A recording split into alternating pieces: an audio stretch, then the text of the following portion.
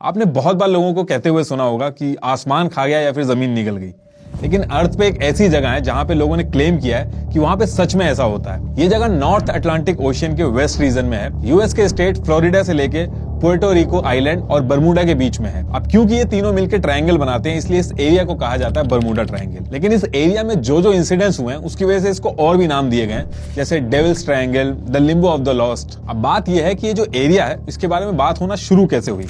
1950 में US media के अंदर इस एरिया के बारे में हल्की हल्की बातचीत शुरू हो रही थी, लेकिन पहली बार इसको बरमूडा ट्रायंगल लोगों ने तब बोलना चालू किया जब विंसेंट गेडी ने एक आर्टिकल पब्लिश किया आर्गोसी मैगजीन में, और उसमें उन्होंने लिखा कि फ्लोरिडा के पास एक एरिया है जो 3 पॉइंट से मिलकर बना है और जहां पे कुछ अजीब सी एक्टिविटीज हो रही हैं। और जब ये आर्टिकल उन्होंने लिखा तो उस आर्टिकल का जो नाम था वो लिखा था द डेडली बरमूडा ट्रायंगल।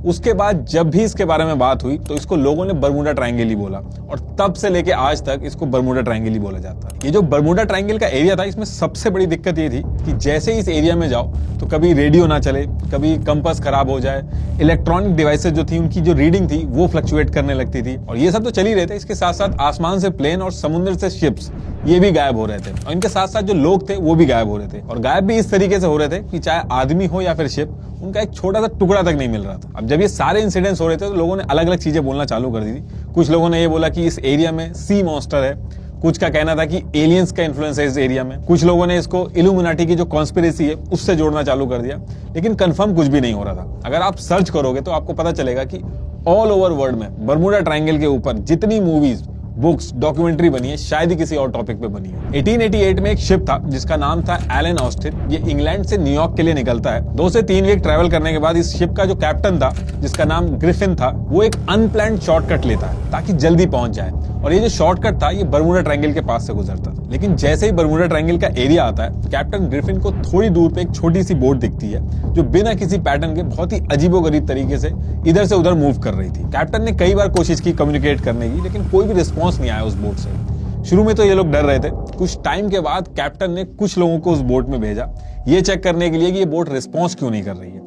लेकिन उस बोट पे पहुंचने के बाद हर कोई शॉक्ड हो गया था, क्योंकि वो पूरी की पूरी बोट खाली थी, उस पे कोई भी नहीं था, ना तो कैप्टन था, ना कोई क्रू था, ना ही कोई पैसेंजर था, और सारी चीजें उस बोट की सलामत थी, कोई डैमेज नहीं था। इसके बाद ये लोग मिलकर डिसाइड करते हैं कि जो बोट है इसको अपने साथ न्यूयॉर्क लेके चलते हैं। वहां की जो अथॉरिटी होगी उसको इन्फॉर्म कर देंगे ताकि अगर कोई इलीगल एक्टिविटी वगैरह हो रही है तो उसको ट्रैक करा जा सके। अब जब ये लोग बोट को अपने साथ न्यूयॉर्क की तरफ लेके चलते हैं तो एक बहुत ही भारी तूफान आता है, और कुछ देर के लिए जो बोट थी वो गायब हो जाती है। और जैसे ये तूफान शांत होता है दोबारा से ये बोट दिखती है, लेकिन हर कोई उस बोट को देख के शॉक्ड हो जाता है, क्योंकि जितने भी लोग उस बोट को न्यूयॉर्क लेके जा रहे थे सारे के सारे गायब थे, और जो बोट थी उसको कुछ भी नहीं हुआ था। इसके बाद ये लोग बोट को वहीं पे छोड़ देते हैं और न्यूयॉर्क निकल जाते हैं, और नेक्स्ट डे हर तरफ ये कहानी फैल जाती है। एक और बोट थी जिसका नाम था मैरी सेलिस्ट। इसको 7 नवंबर 1872 न्यूयॉर्क से इटली के लिए निकलना था, और ये जो शिप थी इस पे भी बहुत सारे लोग थे और बहुत ही खचाखच भरा हुआ था।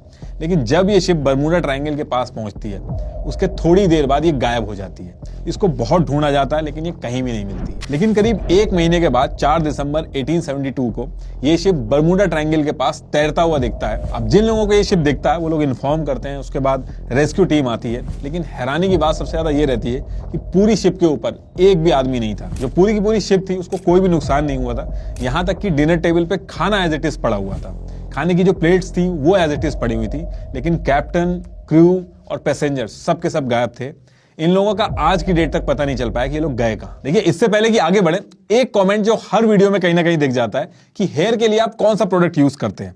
अब देखिए, प्रोडक्ट वगैरह तो ठीक है, लेकिन उससे भी ज्यादा जरूरी चीज है कि आपके हेयर की हेल्थ कैसी है। अगर मैं अपनी बात करूं तो पहले मुझे भी हेयर फॉल की प्रॉब्लम थी।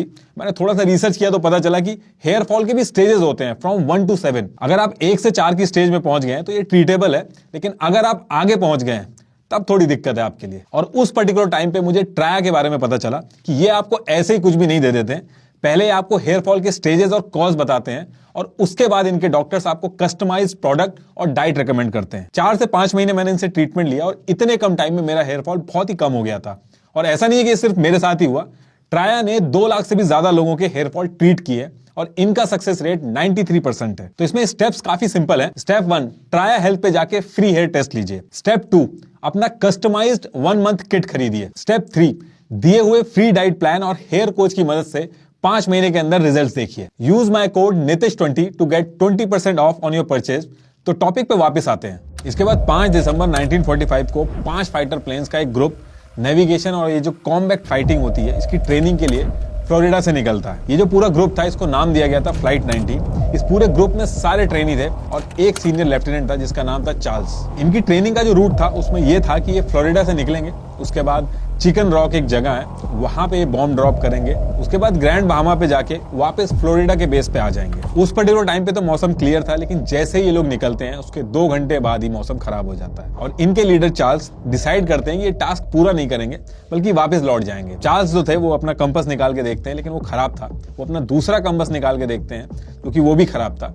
ये अपनी टीम से भी कोऑर्डिनेट करते हैं, उन सबके कंपास खराब थे और ग्राउंड की टीम जब इनको ट्रैक करती है तो उनको पता चलता है कि ये सारा का सारा ग्रुप डायरेक्शनलेस हो गया है। उसके बाद इसको ढूंढने के लिए एक और एयरक्राफ्ट भेजा जाता है और वो भी गायब हो जाता है। जो इसका लास्ट मैसेज था वो ये था कि यहाँ पे 100 फीट की ऊंचाई पे कुछ जलता हुआ दिख रहा है और उसके बाद ये भी गायब हो जाता है। क्रिस्टोफर कोलंबस जो थे उनकी बुक तक में ये चीज लिखी हुई है कि जब वो यूरोप से निकल के बर्मुडा ट्रायंगल के पास पहुंचे थे तो उनका जो कंपास था उसने काम करना बंद कर दिया था, वो रास्ता भटक गए थे। कोलंबस जैसे जैसे ट्रैवल करते थे तो वो अपनी डायरी में जरूर लिखते रहते थे। तो उन्होंने ईयर 1492 में ये लिखा था कि कंपास काम नहीं कर रहा है और यहाँ पे एक कैंडल की तरह रोशनी आसमान से गिर रही है। ब्रूस गर्नॉन एक लौते ऐसे आदमी है जो बर्मुडा ट्रायंगल को सर्वाइव करके वापस आए हैं। ब्रूस बहामास से फ्लोरिडा रेगुलर ट्रैवल करते थे, उनको करीब 1.5 घंटा लगता था बहामास से फ्लोरिडा ट्रैवल करने में। लेकिन एक बार ये बर्मुडा ट्रायंगल से 10,000 फीट से भी ऊपर प्लेन उड़ा रहे थे।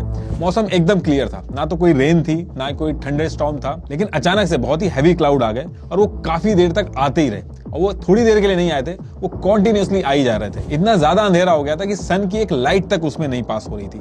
जैसे जैसे ब्रूस आगे बढ़ रहे थे क्लाउड और हैवी होता जा रहा था और प्लेन के जो इंस्ट्रूमेंट्स थे वो काम नहीं कर रहे थे, ना ही कंपास काम कर रहा था और उनको ऐसा लग रहा था कि कोई एक्सटर्नल फोर्स जो है वो प्लेन को कंट्रोल कर रही है। ग्राउंड पे जो टीम थी उनको अचानक से उनकी लोकेशन मिलना भी बंद हो गई थी, लेकिन वो रुके नहीं, वो कॉन्टिन्यूसली उन घने बादलों में प्लेन चलाते रहे और फिर वो बादल थोड़ी देर बाद हट गए। वो ग्राउंड टीम से कॉन्ट्रैक्ट करते हैं लेकिन हर कोई शॉक था क्योंकि प्लेन सिर्फ 45 मिनट्स में ही फ्लोरिडा पहुंच गया था, जो कि प्रैक्टिकली पॉसिबल ही नहीं है। 250 माइल्स की डिस्टेंस थी, 1.5 घंटे में पूरी होनी चाहिए थी क्योंकि इस मॉडल का जो प्लेन था वो मैक्सिमम स्पीड उसकी 180 माइल्स पर आवर थी। तो प्रैक्टिकली ऐसा पॉसिबल नहीं था कि 45 मिनट में वो फ्लोरिडा पहुंच जाए। जो उन्होंने फ्यूल चेक किया था वो भी एज इट इज था, वो भी कम नहीं हुआ था।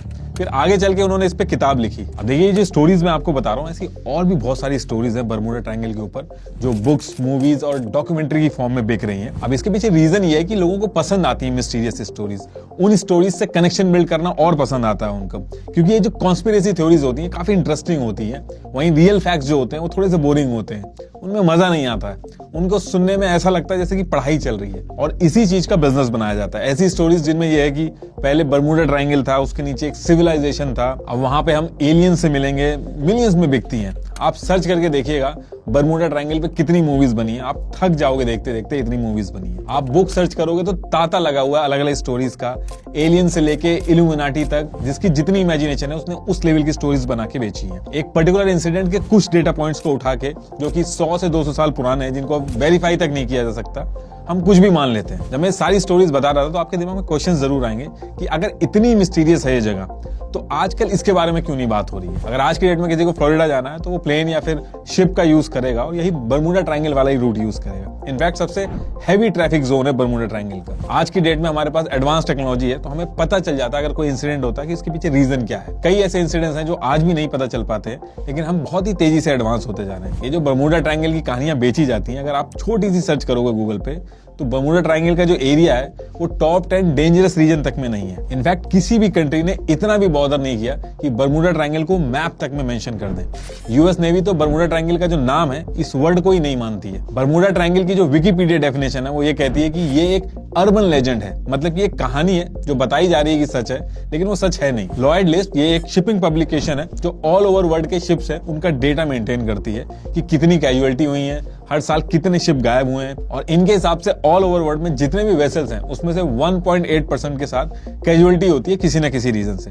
कुछ के रीजंस पता चल पाते हैं, कुछ के रीजंस नहीं पता चल पाते, और कुछ तो ऐसे हैं जो कि मिलते तक नहीं है। बर्मुडा ट्रायंगल के एरिया में 8,634 शिप्स गए हैं, जिसमें से 2 कैजुअलिटी हुई हैं। अगर आप इसको कंपेयर करोगे वर्ल्ड की बाकी कैजुअलिटी से तो ये डेटा बहुत ही कम है, लेकिन इसके बाद भी बर्मुडा ट्रायंगल बहुत ही ज्यादा फेमस है क्योंकि इसकी जो स्टोरी है, बुक्स हैं, डॉक्यूमेंट्री, मूवीज, टूरिज्म, इन सब की जो इकोनॉमी है वो बहुत ही स्ट्रांग है। ला ट्रिब्यूना की रिपोर्ट के हिसाब से 75 शिप्स और एयरक्राफ्ट मिस हुए हैं बर्मुडा ट्रायंगल से। अगर आप एवरेज निकालोगे तो दुनिया की बाकी जगहों पे भी लगभग इतने ही एक्सीडेंट्स हुए हैं। जापान के पास में भी सेम ऐसा ही एरिया है ट्रायंगल शेप में, उसका भी नाम दिया गया है ड्रैगन ट्रायंगल। यहाँ भी 1945 में A6M0 एयरक्राफ्ट का कनेक्शन टूट गया था और लास्ट मैसेज में पायलट सिर्फ यही बोल रहा था कि something is happening in the sky is opening up.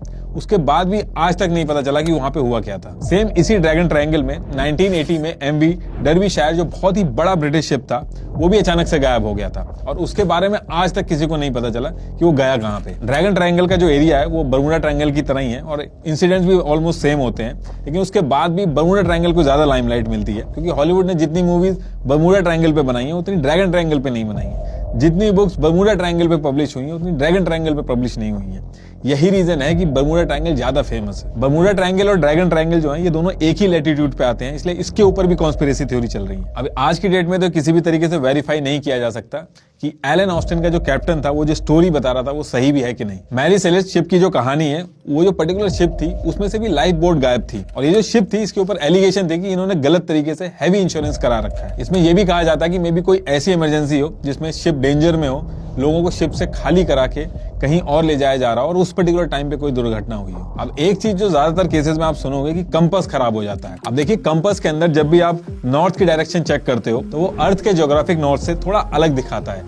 इसलिए अर्थ के दो पोल सिस्टम है, एक मैग्नेटिक पोल सिस्टम जो कंपास दिखाता है और दूसरा जियोग्राफिक पोल सिस्टम जो कि अर्थ के एक्सिस ऑफ रोटेशन पर बेस्ड है। जियोग्राफिक नॉर्थ पोल को हम ट्रू नॉर्थ भी कहते हैं, लेकिन अर्थ के ऊपर कुछ जगह ऐसी भी है जहां पे अगर आप कंपास से चेक करोगे तो वो एक्चुअल नॉर्थ पोल दिखाएगा और जिस जगह पे ये एक्चुअल नॉर्थ दिखता है उसको हम कहते हैं एगोनिक लाइन। वैसे तो ये जो एगोनिक लाइन है ये चेंज होती रहती है, लेकिन बर्मुडा ट्रायंगल पे काफी सालों से इसका सेंटर है, इसलिए इस एरिया में कंपास दिक्कत करता है और गलत डायरेक्शन दिखाता है। फ्लाइट 19 की भी बात करें तो उस केस में भी इन्वेस्टिगेटिंग टीम की जो रिपोर्ट आई थी उसमें भी यही आया था कि एक ह्यूमन एरर है जिसमें कंपास फेलियर की वजह से वो लोग रास्ता भूल गए थे और लास्ट में उनका फ्यूल खत्म हो गया था। लेकिन आज की डेट में मॉडर्न जीपीएस है, रडार है, सोनार है, इसलिए आज की डेट में ये सारी चीजें सुनाई नहीं आती। बर्मुडा ट्रायंगल का जो एरिया है वहाँ पे मिथेन हाइड्रेट की फील्ड भी है, तो जब मिथेन का इरप्शन होता है तो वो पानी से मिलके बड़े बड़े बबल्स बनाता है जिससे पानी की डेंसिटी कम हो जाती है और नॉर्मली जिस डेंसिटी के हिसाब से शिप्स बने होते हैं तो वो सर्वाइव नहीं कर पाते हैं और डूब जाते हैं। एक्सपेरिमेंट में भी ये प्रूव हो चुका है कि बबल्स की वजह से शिप्स डूब सकते हैं। इसके साथ साथ यूएस के कई स्टेट्स हैं जो बर्मुडा ट्रायंगल से लगे हुए हैं, वहाँ पे हरिकेन बहुत आते हैं जैसे कि फ्लोरिडा, तो ये भी एक रीजन माना जाता है एक्सीडेंट्स का। बर्मुडा ट्रायंगल में ऐसा नहीं है कि सिर्फ एक ही रीजन की वजह से एक्सीडेंट्स होते हैं,